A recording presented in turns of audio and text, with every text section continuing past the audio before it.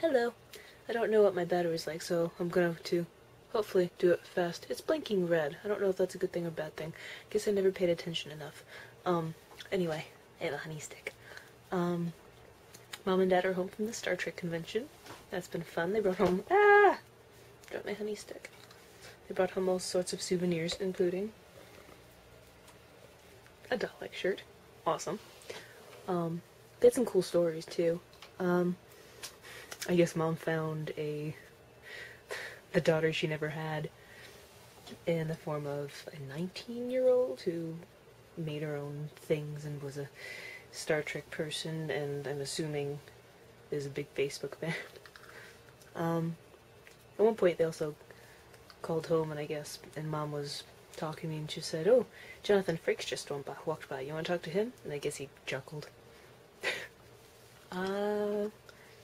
Yeah. Today was a busy day at the library. Busy, busy, busy. Finishing up all sorts of counting and whatnots of the summer reading program. This year we weighed in pounds what everybody read, and that was how we kept track of everything. And so I'm going to talk to you about Mary Read, because I said I would do that like weeks ago. It's a really bad drawing for this time around. Bear with it. So when she was growing up, in order to get money from her mother-in-law, Mary's mom raised her as a boy, because, boys are the only ones who can do anything, so they're the only ones who are respected in most patriarchal societies. And so Mary was raised as a boy. Mother-in-law didn't know. Everything was cool.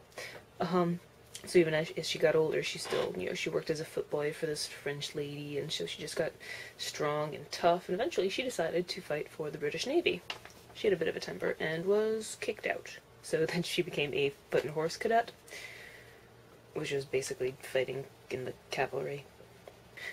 And she kind of kicked butt there. And she also fell in love with another soldier, and after proving she was a girl, which you read about in manga all the time, so it's just not really an issue there. When you think about it, oh yeah, that could be an awkward sort of deal. They got hitched, and they set up a store called Three Shoes. I have no idea what they sold, I just know that's the name. Then her husband died. She went to Holland and tried to join their army, but Holland was at peace, and so they didn't want an army. So that didn't happen, so instead she boarded a ship to the West Indies.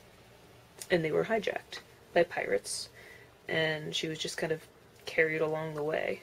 She didn't really like being a pirate, though. She, it was the whole ethics and whatnot sort of thing.